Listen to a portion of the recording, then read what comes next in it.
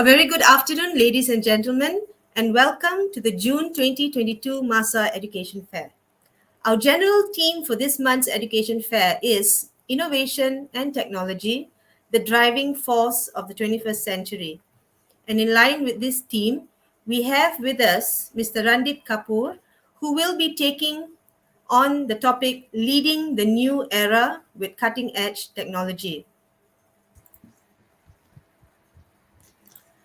Mr. Randeep is the Chief Technologist at Dell Technologies. Hailing from Singapore, he is an industry-recognized transformational strategist and agile thought leader with extensive experience in delivering over 35 smart cities.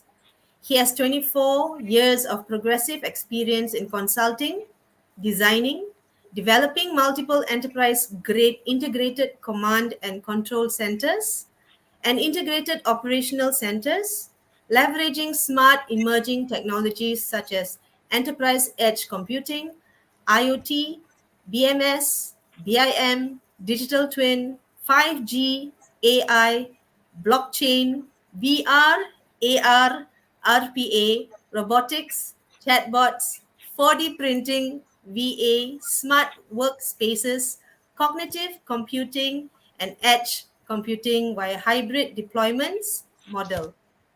He is an advisor to the Global Smart Cities Alliance, fellow member of Confederation of Indian Industry, fellow member of Supply Network Procurement, and member of the Korean Blockchain.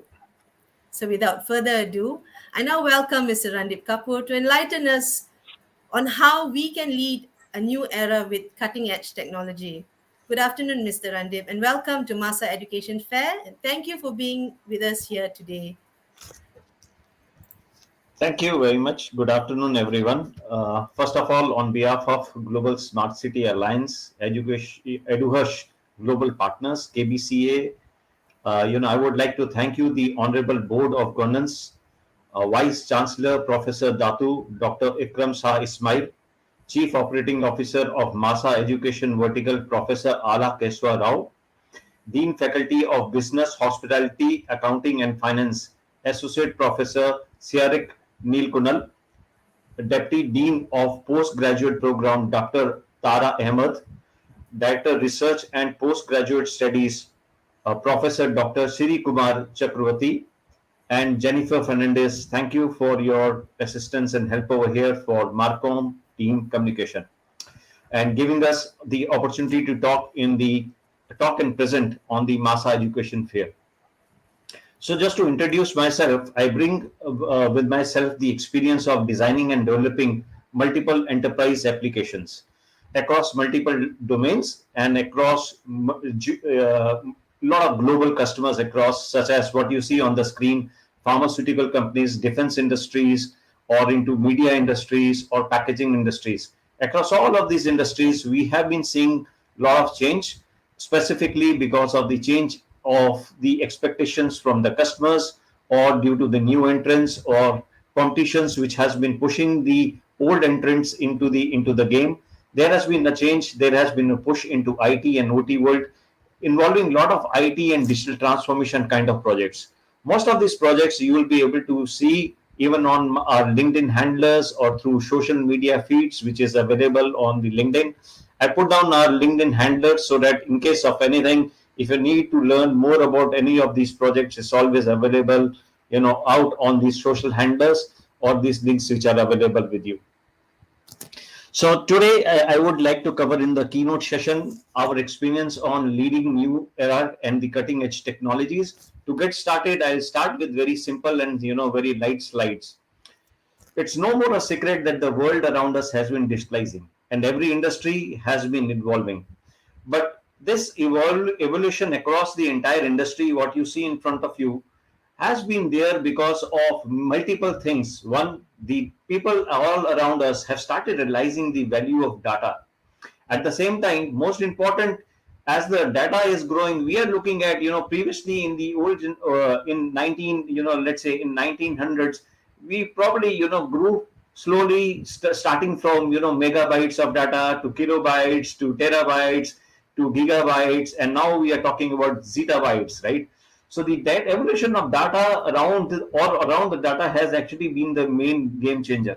We have realized that the value behind the data is multifold. There are multiple dimensions in which we look at data. We look at data based on the volume of data, the way it is coming up. We look at the data based on the let's say the value. What is the value? What is the volume? What is the velocity in terms of the change of data? How it is being generated? Where it is going to be processed?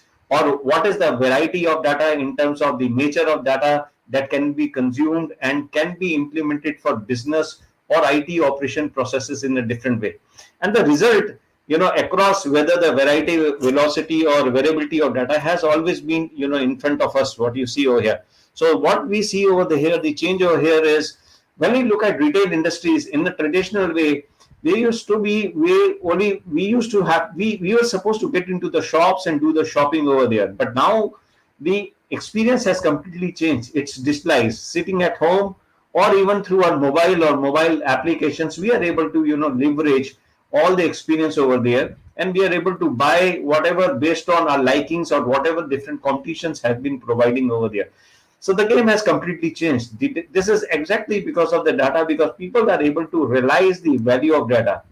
On the other hand side, when you look at automotive industry has also evolved right from those traditional cars, what you see in front of you, to autonomous vehicles. And these autonomous vehicles are actually making decisions on the road when they are driving, based on their light conditions, whether the sunlight is good or whether the weather is bad, should the vehicle turn on its light or not, and it's able to make a decision based on the dividers, whether it's on the right side of the road or not, whether there is any collision which is going to come in front of it, early alarm systems. So automotive industry has been talking about all this, autonomous vehicles. At the same time, now we are moving away from traditional vehicles which were dependent on oil, gas, right? We are moving towards electric charging vehicles. So there has been a lot of evolution around these types of industries. Look at the way we used to be working in the past. When you look at cross industry, a lot of dependency on papers, and now the initiatives have been moving across from papers to the data centers, to the centralization of data. And there has been again a shift over there from 1980s to 2010. A lot of focus was on centralizing, or making the decisions by putting all the data into a central location. But then the decisions started changing. What you see on the left hand side, for example, in manufacturing, decisions were made on the edge. Obviously, for example, autonomous vehicle, when it needs to apply brake, it won't send the data to the cloud, but it's going to make the decision on the edge over there and say whether it needs to apply the brake or not. So to reduce the round trips, smart manufacturing, we've been seeing a lot of edge kind of innovations coming over there. The same principle applies across to to communication industries, where 5G has been playing a lot of important role over there. We'll look at some part of 5Gs also, how 5G latency, how the increased reach of data, or edge processing or multi-edge cloud platforms, how they have been solving these problems today in the current world. And obviously the cities all around with us, where we live, we grow, we enjoy, have also started evolving. So you look at the picture of New York, yes, early in 1900s, and early in 1900th century to now, in 2020, how the cities have been evolving. And now there's also a lot of initiatives around green and sustainability and other initiatives. Not going far, let's look at the office desk space. What you see in front of you is a desk. Which can be at home, it can be office, but the entire desk has been now digitalizing. We have been moving, the desk applications. For example, printer getting into PDFs. We are accepting the paperless initiatives. There are social connects which are coming close to us. There is acceptance of many more other applications, and we are able to touch the world across us just from our office or home desk. Obviously, after COVID, there's been a lot of boost into the industry, based on which we are able to reach out to the external world more fast with a lot of more communication. But how has all this been happening? Most of this change has been happening based on the simple mantra which we had started talking in early 2016 to all the way now, which has evolved, and that was the digital transformation mantra. The digital transformation mantra has been touching each and every industry. You talk about education industry, You talk about healthcare, manufacturing, retail, logistic, or any. In manufacturing, there's been a lot of robotization, there's been a lot of automation. When we look at education industry has got a lot of boost recently in the last 1 or 2 years. Also, again, there's been a lot of, with the support of a lot of remote enablement programs. Now, all these remote enablement programs have led to a lot of cutting edge technologies to evolve and to boost the education sector. Now, this education sector has also started making multi-fold revenues by extending its education programs to global to global students who were not able to travel from one country to another. Maybe somebody wanting to study in US can apply for the US university, sitting remotely in Malaysia or sitting remotely in Singapore or India.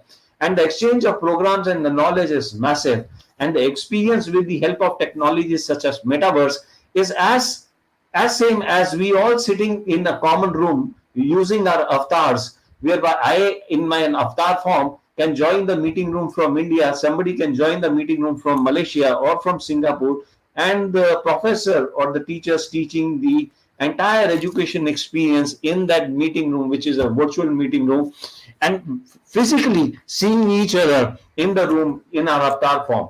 Or shopping experience example, where we are using robots, we are using entire shelf lives, predicting the movement of inventories inside the shopping complex or inside a shopping mall, entirely taking us to a different level. But how this has been happening and why this has been happening, let's look at very simple, the three principal steps. So first, let's understand why and what do we, why do we need digital transformation and what is digital transformation.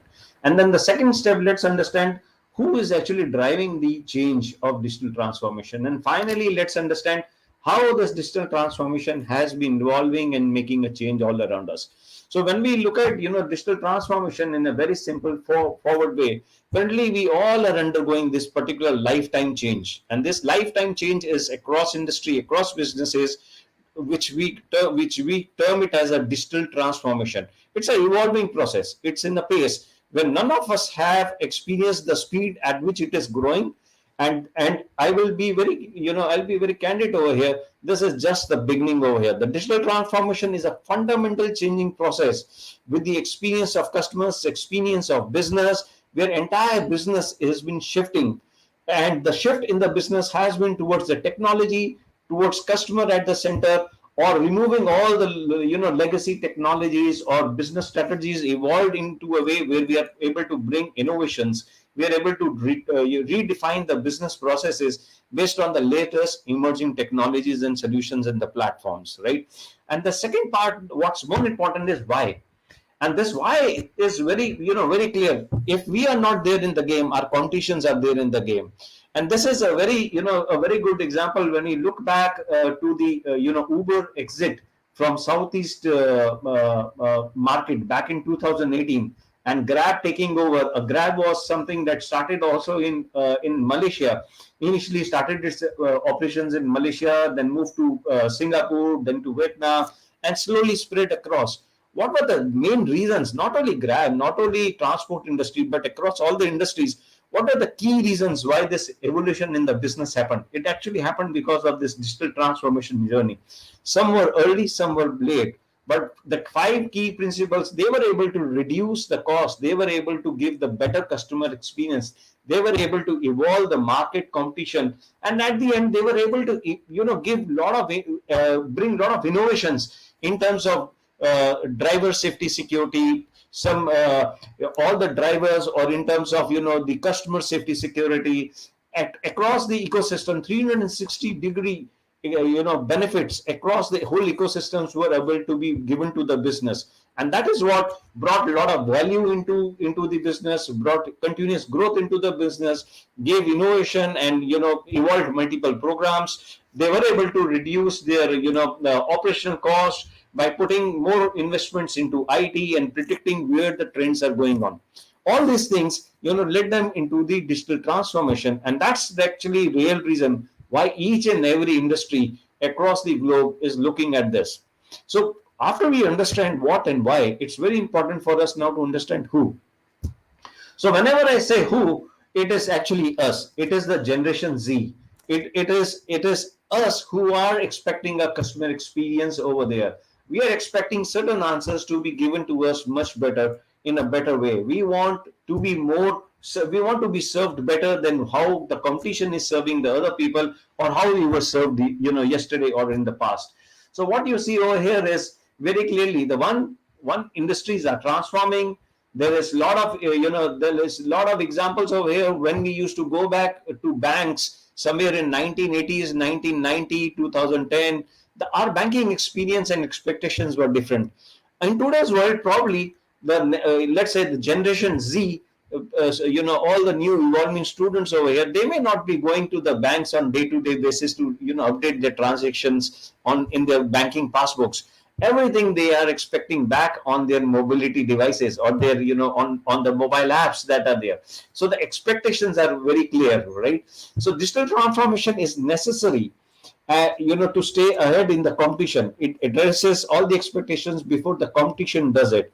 So digital transformation, we have a major impact into the businesses. It is also evolving. It is also keeping the customers happy. At the same time, these are certain examples what have been illustrated over here through various publishers, cartoonists such as Snatcher, Bill Porter, Business Illustrator, or Tom Fish, where we talk about how the next generation has been looking at the digital transformation over here. And not only the competition, but the future students will be the future customers. And if we do not meet or address their expectations today, we might be definitely out of the game. So that's the reason most of it is been driven by us as a customer, or the future customers, the students which are evolving and coming into the industry. And the last part, what I cover over here, is like how. And this how is something that we look at it from a 360-degree point of view. It's a digital transformation across entire businesses, right? When we look at virtual reality or various types of technologies coming in, there is an end-to-end collaboration. The end-to-end collaboration is right from the distributor to the retailer to the manufacturer to actually to the end customer. When we look at, let's say, manufacturing and logistic industry, right? So the data is coming across from all the volumes of places. When we look at our buildings nowadays, we look at these buildings to be more smart and efficient when we compare to the legacy buildings. We expect the building to turn off its lights when the sun is on, right? And when the sun is off, we expect the lights to be turned on, right? We expect when nobody is in the room, the lights and the sensors should be smart enough to switch off and save energy and carbon footprint, right? Same way, when we are looking at any remote assistance, we would like to leverage those kind of technologies such as augmented reality, digital twin, or mixed reality, or metaverse. Now all of these technologies are bringing the next level of experience to each one of us. Let's understand now this more little better, because this is emerging definitely. All of these technologies transforming the business processes, and the emerging technologies act as a fuel, and that fuel is a fuel that is an enabler over here. So like always I say, these emerging technologies act as a fuel that's not only to beat the legacy, but also beat the slow. So if someone is behind or slow in the race, he is out of the competition. So let's get with some examples over here. So on the center of the screen, what you look at over here is the manufacturing and logistic industry example. So when you put your attention towards this mouse, a very simple mouse story which I always bring out. All these mouse within the organizations are talking about whether digital transformations is important or not, whether they were doing the things correctly or not, or how can they evolve to make more revenues, and also to serve their customers better. So with all of this, there has always been some kind of transformation even in the organization structures of many organizations. You would have seen a lot of designations coming up in the organizations. We talk about CMOs, we talk about COOs, we talk about CDOs, chief digital officers. We talk the way we illustrate is the VP of hype, the VP of disruption, or the VP of the buzzwords like metaverse. But at the end, if they do not know how to get it transformed, how to connect the technology and business, the entire program fails, right? So most important is you are having the right people in the room who are actually making the decision and understand where the future is. Because whenever we talk about digital transformation, there are certain people with certain aspect and dimensions and viewpoints, but there are certain people and dimensions who are looking towards the forward looking way. So it's very important to have the right decisions, discussions put in front of the right people. Sometimes people lack the insight of the real time information. Sometimes they are not having the right visibility, or they do not have the complete control on what the customer is expecting and how do we deliver it. Or there are various kind of cyber risks which are neglected, right? And sometimes there is an impact on staff or due to automation or robotization, and sometimes there is cost pressure. So you really need to have the right discussion with the right team, with the right motive over there. We are looking at the transformation across all the industries, and we definitely know this change is going to be absolute. You look at homes converting to smart homes, schools converting to smart schools, universities converting to smart universities, IR 4.0, talking about connected factories, connected enterprises. There has been increasing demand across the customers or rise of the financial or BFSI industries into banking and insurance, right? So this is definitely an immutable change which is definitely going to happen. Let's do a reality check. When we do a reality check over here, we look at digital transformation as multiple stages. But just the way I said, there are some people who are early adopters to it, who are definitely leading the game, and there are certain people who are actually planning in a planning stage. They are thinking, yes, what needs to be done, how it needs to be done, how do they transform, what are the benefits in terms of revenue growth, in terms of customer satisfaction. And there are some people who are actually still let's say bargaining within their organization. How do they transform or split their businesses into the right ecosystem so they can transform or digitally evolve the complete ecosystem. And these are massive big conglomerates who have got extensive dependency on the legacy. And there are those businesses who are now actually thinking that how do they get rid of all the legacy systems and start planning to get and transform their IT and OT modernization systems, infra modernization, application modernization systems. And there might be some businesses who are saying that we want to wait and we want to see everybody how do they succeed, and then basically pick on it, and they are in a denial stage right now. Let's take an example, what we discussed in the previous slide for manufacturing and logistic industry. Back in 1960s to let's say 80s, there was multiple massive amount of applications, right? People used to be managing their data across different silo applications. However, in 1980s to 1990s, the consolidation wave started, and through the consolidation wave, a lot of applications started creating big data. They started creating data warehouses. Till 2000, there was a complete race on warehousing, centralization of data, and reporting, creating dashboards and analytics for different viewers, such as for the management, for the people who are taking decisions, or for loyalty programs coming for the web users, right? However, there was a move from public cloud, move from infrastructure to cloud, to public cloud, or to private cloud, or let's say mixed cloud or multi-cloud, right? And then suddenly the movement changed out, whereby people started realizing the data is not only sitting in the cloud, the data and the decisions are actually being made on the edge. For example, what example I gave to you on autonomous vehicles. Same way, where the inventory is moving, the decision needs to be made over there. Let's say we are shipping some fragile items such as let's say milk or food or dairy products. We need to ensure the dairy products, when they are in the movement in the logistic, or even when they are moving across within the manufacturing plants to the retailer, to the distribution, to actually to the retail shops over there, we need to ensure what is the temperature within which the dairy products are kept. So these decisions or these action points are at the edge, telling us what we need to do, whether we need to increase the temperature of these chillers, we need to decrease the temperature of these chillers based off the condition, right? And if there is any breakdown, let's say of a vehicle or a lorry which is bringing this stock from the factory to the distribution centers, how do we plan it, right? So there has been a lot of automation across over here. and emerging technologies has been playing a lot of good role over here. And this is what we have been started realizing over here, whereby we have been using all different kind of, let's say top 10 logistic trends that I've highlighted over here. Investing lot on IoT, investing lot on AI and machine learning, investing lot on robotics, ensuring that they have got a complete visibility of tracking and tracing of last mile delivery, right till the warehouse automations, and the list goes on, right? So let's deep dive and take another example, do another reality check. And this reality check is across the smart cities. This is something a very important topic because it's touching the lives of each one of us, right?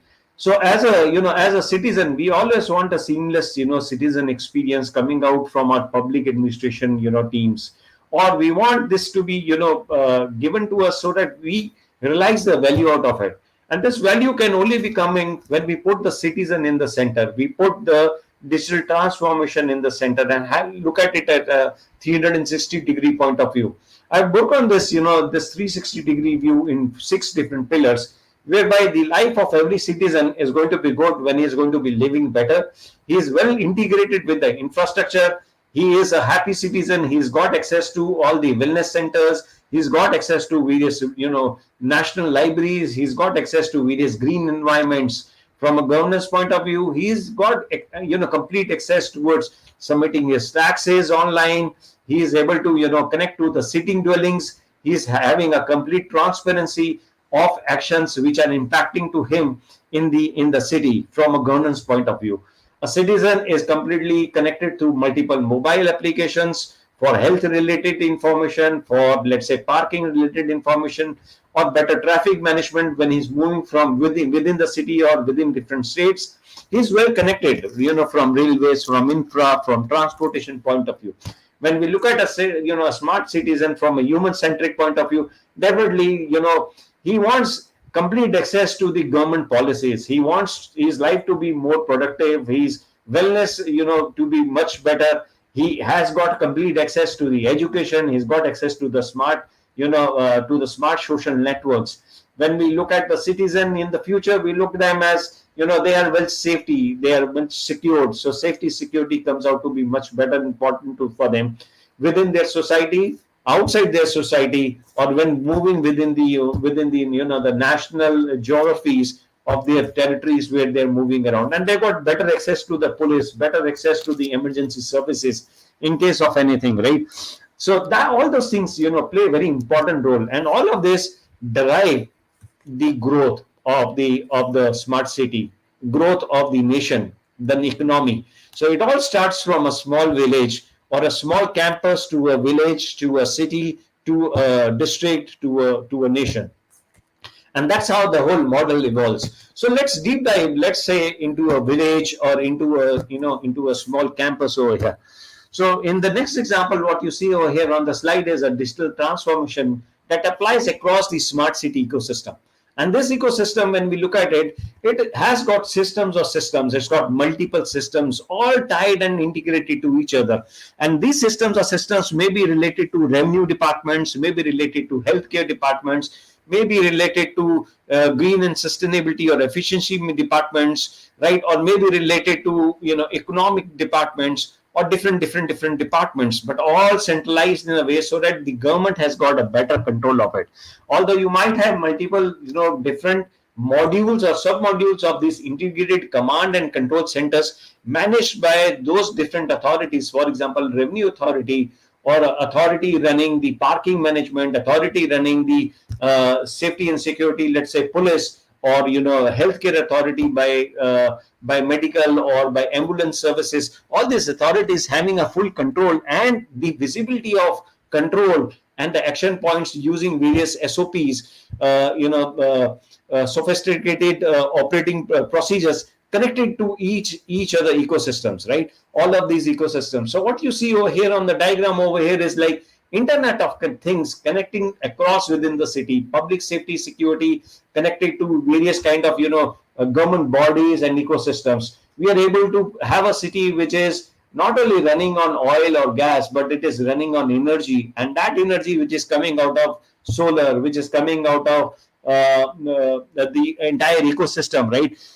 Or hydrogen power systems, right, which is running for Toyota is another example over here, where they are running a complete city on the hydrogen power. So these are various evolving systems which are coming over here. We have got complete, ecosystem is telling us when to monitor the input and output of, let's say, water, waste, or energy management. We are able to understand whenever there is a leakage or in the electricity, or there is a leakage in the consumption or the demand, or there is a theft of electricity. We are able to predict the peak and the normal loads based on the usage or based on the consumptions, right? We are able to mitigate the operational challenges. In terms of healthcare, what you see over here is something, patient experience, where they are able to access multiple healthcare services. They are having access to AI enabled electronic medical records. They are able to provide multi-sensor, platforms such as smartwatches, which are monitoring their health, but it is connected to their doctor. It is connected to their medical specialist, right? And computer vision, talking about various medical analysis, predicting based on all the kind of theses or learnings on the entire population of the nation or across the globe, saying that what is actually the symptoms and how it is common and what are the predictions around it, which can actually tell us or help the to the medical specialist to resolve or come to conclusion in much better and fast way. So AI has been playing a very better way over here. Another example is over here, where we talk about whenever an incident happens, let's say on a road or any violence, how are these ambulances which are connected across to the hospitals or emergency situations connected to the to the police or the territorial armies or various people, how are they connected together? So all of these things bring lot of insights over here. Again, back over here, when I look at retail industry in terms of malls and other things, right, there is a lot of activities where we talked about smart building, tracking and tracing the workforce, tracking and tracing the assets, tracking and tracing the surveillance solutions within the ecosystem. So with smart cities, how does all of this evolve? How does all of this take us to the next level? So there are multiple technologies. Just like it's important to pick the correct emerging technology, it's also important to apply the right solutions to the business, so we can harness the power of data. And that's the point from where I started, where you see data into multiple dimensions. You look at data in terms of its variety, its volume, its veracity, and various other V's around it, right? But that is where we evolve the data. So data is the secret ingredient that leads us to the information, and each byte of information leads us to the knowledge that evolves into AI models or into smart algorithms that we see today. And there is where the digital transformation plays a very important role, empowered with all this digital fuel of emerging technologies. Let's look at the top 30 in technologies what we see around us, right? So these are some of the top 30 technologies coming, also highlighted by Wiki brands over here. And each of these technologies have been playing very important and pivotal role within the industry. For example, when I look at artificial intelligence, with the help of artificial intelligence and the growth of volume of data that has already been collected within our data centers, we are able to predict and we are able to plan what are the decisions or what are the problems that needs to be resolved, right? Same way, when we are collecting the data across different sensors across in the city, or let's say a smart building, energy sensors are actually telling us that what is the consumption of energy during the daytime or during a Saturday, Sunday, or when there's nobody in the room, right? So sensors are telling us the occupancies of individuals in the particular conference room, and it's telling us very clearly, do you need to turn off or turn on the light, right? So these decisions are, a lot of these automation has been coming in within the industry across all of these. When I started our session, I portrayed the picture of what happened in 1900 century to 2020, but what are the emerging the most leading technologies which has been bringing change. Let's look at these part over here, right? So evolution has definitely been happening, but let's look at computer vision touching each and everything what we are touching today. For example, quality inspections happening in the manufacturing plants or the factories. Every even the produce coming out into our shopping malls is being quality checked, and that quality check can be very well being done very easily with the help of these computer vision devices or solutions which have been coming around. When we look at metaverse, how education or how various other you can access a museum of London or the museum of US just by having your own avatar, walking into that museum, sitting in Singapore or Malaysia, and getting the same kind of experience. How does Madame Tussauds look in London, or how does let's say Statue of Liberty look in US, right? So you can have a complete experience, and technology is the one which is giving you that experience. Sitting over here, example with metaverse, we can study about solar systems. We can actually go inside these planets without actually traveling over there, right? But actually, have a feel what is there in the ecosystem, and what's the environment over there, how's the temperature over there, how the living conditions may be there, let's say in Mars or other places, right? So that's the space where we get in. Also, when we look at edge was very important point that I picked up from a manufacturing or an automotive vehicles point over here, where there are certain decisions that are made on the edge, and now these decisions have now been lot of being support, and there's a lot of boost over here in this decision making, specifically from technology like 5G. Most of the telcos across globally have now been in a race whereby they are trying to say telco for manufacturing, telco for 5G solutions for let's say healthcare, manufacturing for for retail, for CPG. All of these players are creating customized solutions, and the reason is that they all understand data is the key key holder, key player, where all decisions are being made, where decisions are being made on the edge, and this edge can be moving based on the data pipelines, how the decisions are going to be made on the edge, and what decisions are the ones which are required to be made on the cloud. So there has been uh, complete evolution in terms of this digital transformation journeys across each one of them. Let's look at some of the live examples, what we are touching day to day. For example, each one of us go to the shopping mall, and how does our experience in shopping mall happen? Usually whatever we buy, we need to scale it, but after we scale it, we need to get the price of it. How about getting all of these things automated? For example, you put a banana on this on this weighing scale. It tells you what is the weight of it and what is the price of it, and you just stick the price on the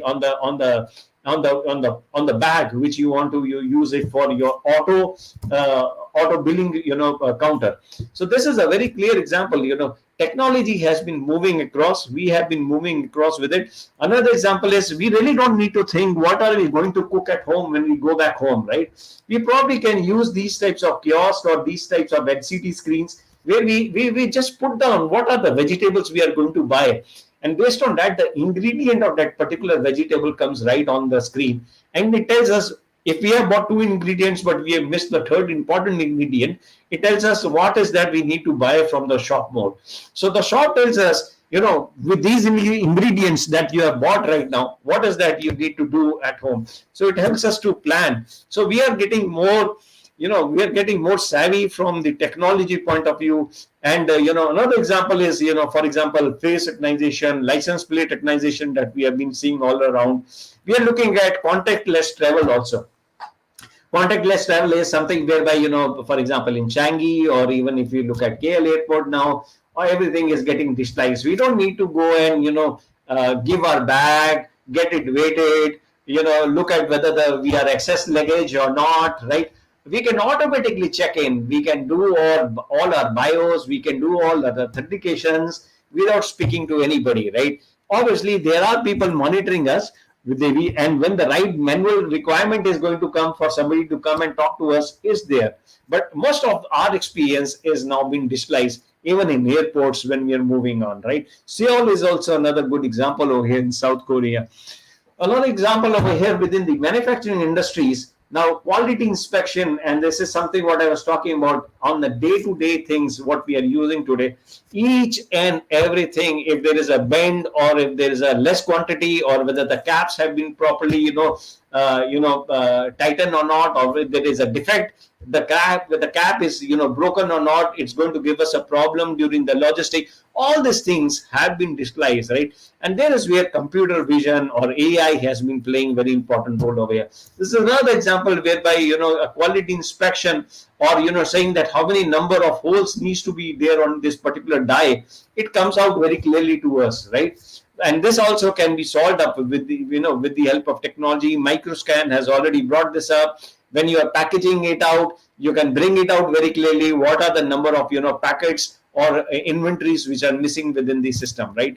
Within the healthcare, we are looking at diagnostics, right? And this is a very clear example of AI bringing in diagnostics of ribs, and you are able to validate whether there are any symptoms. Doctors are able to predict based on the AI algorithms. The system itself generates a complete synopsis of the complete X-ray, and it tells you what are the defects it has observed, and then the doctor can review and validate the report which has been which has been generated by the system.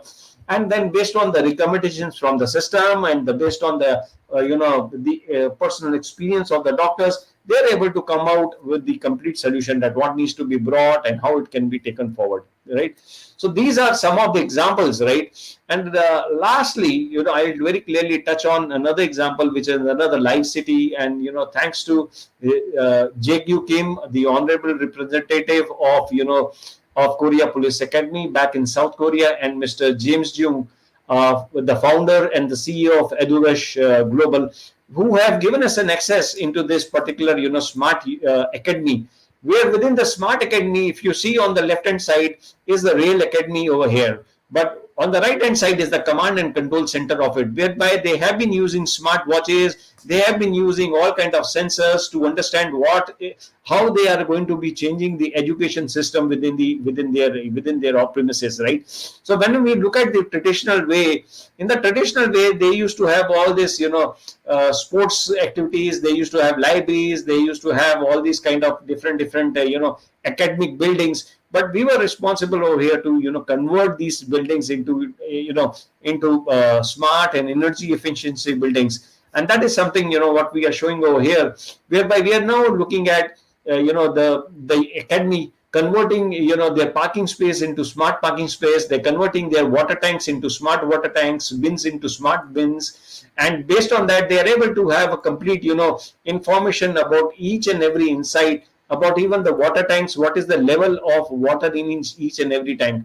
If there are gas tanks or gas storage, what is the gas storage over there? So they got a live access to each and every point within the system. And that has been happening with the help of multiple digital transformation programs and initiatives, which has been evolved over there by digitalizing the legacy buildings into the new ways of traditional systems, converting their gyms into smart gyms, bringing multiple video surveillance solutions, converting their healthcare systems, surveillance solutions, for example, dormitory intrusions. Whenever somebody is going out or crossing certain boundaries, we are able to track and trace the person, whether the person has gone into a zone which is not allowed to be going, right? Or looking at smart traffic, or parking spaces, whether the parking spot is full or not. These types of solutions, and then there are multiple, whether somebody has parked the vehicle at a wrong spot, where the VIP is supposed to be parking their vehicle, right? Or they are blocking the traffic. All those kind of things have been brought into various these types of scenarios, which has given them multiple benefits, in terms of benefits from, let's say, monitoring the temperature of the whole campus, monitoring the air conditioning of the campus, monitoring the water usage of the campus, looking at the whole campus in terms of the attendance, the total number of students inside the campus, total number of students in each and every class, whether the students are in productive zones or non-productive zones. Non-productive zones are those zones where students are not supposed to be there. For example, smoking areas. They are not supposed to be over there, or they are outside the campus or playing in the playing area during the studying hours, right? So we broke out and transformed the complete journey of of the whole academy over here, to see that how do they transform and move to the next level, right? So with that, I'll just come out to one more conclusion over here. Although this journey has been over there for long, right? Also been highlighted into Channel News Asia and other places, right? And I'll be happy to deep dive into the journey when required, right? But this journey has been dependent on multiple kind of leading technologies. And now they can be AI, they can be hybrid cloud, they can be edge, they can be security, or they can be, let's say, metaverse or digital twin. But each and every technology, based on the business need and based on what is required, based on the business case, has been transformed and retuned to deliver what expectation is. So let's look at the picture. What we had within the academy back in 2018, and what do we have from 2019 onwards. And that's exactly the dashboard that I just demonstrated a few seconds back. So what's the secret mantra behind this, right? The secret mantra behind this is just the 5 steps that we always follow. We discover and research, we perform joint workshops with our customers, with our partners, and that is where we identify what are the problem statements and how do we ideate, how do we insight, how do we convert these problems into a simple small prototypes, and then convert them into small pilots or productions, and finally implement it. And at the end we scale it. And then once we scale it, then we grow it across the entire ecosystem. And that's actually the real rule around it. So leading technologies with business transformation and digital transformation is the way forward that takes us to the next journey over here. With that, I'll pass over the control back to Ms. Jennifer, and thank you so much for each of your time and hearing to us. Thank you so much. Thank you, Mr. Randeep. It was really a interesting angle that you've made us look into a new perspective. I've got a question for you, if you Yes, don't please. mind me asking. Yeah. You mentioned about how, okay, it's a cutting edge technology, and metaverse is becoming the way forward for education, right? I mean, everybody is, in fact, putting it on a pedestal and expecting it to be the next thing for education, isn't it? So Yes. my question is, right, technology is advancing so fast, so rapidly, but is this going to leave us with a wider gap in the socio-economic condition, where where many more kids or even young adults are going to not be able to afford an education if education were to go into such an advanced technological level? What kind of situation would we be facing later on? I mean, once we step into that point, I'm just curious. Is Yeah. there? I've understood the question very clearly. So, Yeah. see, education is going to be more accessible as and when these technologies, for example, metaverse or other technologies, even digital twin or AI and other technologies have been coming in. So previously, to study into Harvard or to study into, the top world universities, right? Top 10 Mhm. universities was so difficult. It was a dream for everyone, right? But now with the help of all these online, all these remote learning kind of programs, each of us can actually apply for these programs, right? And we can get access to what is being taught over there. Not only the top universities who are making revenues out of it, but if there is somebody who is trying to do a research, let's say into what's under the ocean, let's say 10,000 or 20,000 under the feet under the ocean, he wants to do a study over there. The access is so easy with the help of all these metaverse and access to the technologies and all the encyclopedias across the world, that students are able to bring their initiative. They are going to bring their perspective out of each and every learning out of it, which actually is giving us a lot of innovative ways to think about it. I remember a university back in Philippines talking about the education system is very cheap over there. Why do students need to go out of Philippines and study outside? Now they have been Mhm. started doing, tying up various kind of programs with all universities in Canada, US, UK, or across the world, and bringing the same learning experience what the student is going to get once he's there in Philippine, out of Philippine, right? So Yeah. it's actually enabling the access. It's actually enabling a lot of these things. When I also look at education kind of programs where students are sent out of a university out to, let's say, to Australia or to various study programs. So the cost, because of the cost, some students drop the idea. But now with the help of metaverse, you can have a virtual theater where you can have an open summit, you can have an open webinars, you can have an open events, right? WHO also can bring everybody, all the leaders from all the countries, and do a virtual avatar for each and every country, rather than spending so much money on travel and actually wasting on COP or carbon footprint, right? And then saying the whole world that you are making people fly and this. They are also be responsible for it. Doing all these global summits and everything in Paris and here and there, right? And making everybody fly. They are not able to use the technology. I doubt they can. They are not wanting to do it, right?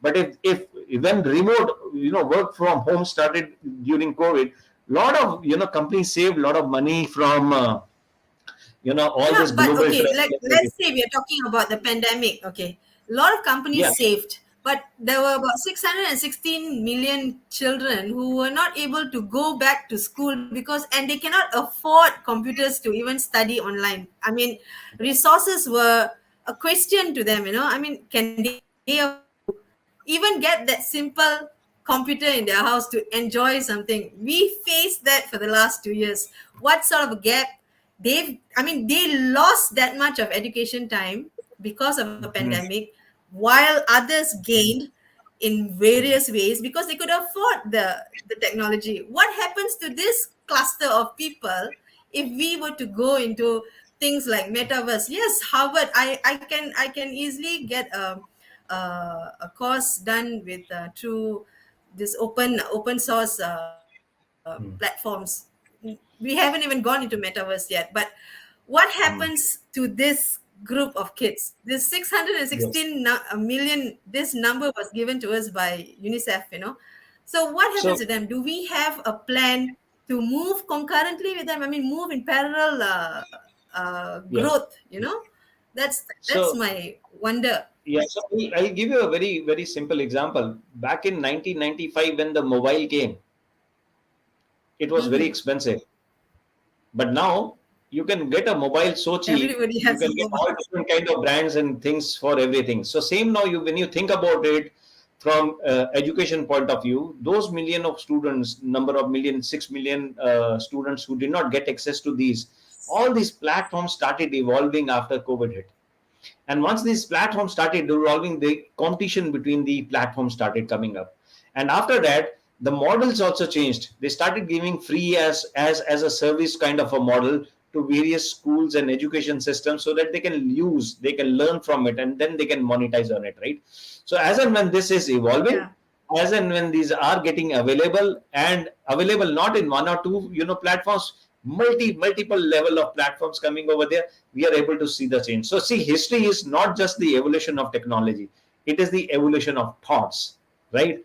And no one has ever been able to stop the process of evolution of technology, and that is what you are seeing over here. When the Yeah. need came and the requirement came, humans did it. So evolution has taught us the adaptation, and this is the adaptation to survival, Adaptation. and that's what came out to us. Mm. Okay. All right. Yeah. I accept that. Okay. Thank you so much, Mr. Randeep. I will now invite Prof. Sri Kumar, our Director for Research and Postgraduate Studies, to say a few words before we end our session. Thank you. Prof. Sri?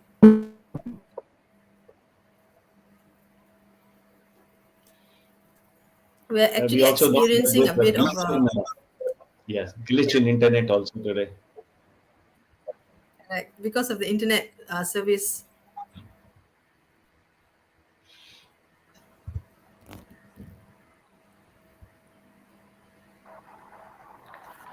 Hi, I'm sorry, I got cut for a while. Hello, can you hear me? Yes, we can hear Yes. you. We can hear you, Prof. Sri. Hello. Yeah. Thank you so much, Mr. Randeep Kapur. And it was a very knowledgeable talk and very informative talk, and you actually touch pertinent parts in various aspects in the present scenario. And the questions by uh, Jennifer Fernandez also on the metaverse and education, you've actually dealt with it very well, and that's a topic that can keep going on and on. But thank you so much for your talk today. And on behalf of MAHSA University, I would like to offer you a certificate of appreciation, and kindly accept it online now, and it will be soon sent to you by the faculty later. Thank you so much, and really, always, just like always, pleasure, being connected and collaborating with Masha University. You all, all guys are, awesome. It's really a, indeed an awesome experience working with you guys. Thank you, Ms. Jennifer Thank you and so much, Marcom, for Mr. making all Randeep. the. Thank you, Prof. Sri. Yeah, with that, we've come to the end of our session. Thank you to our viewers online, and we'll again soon with another interesting topic. Thank you. Have a good day. Thank you so much.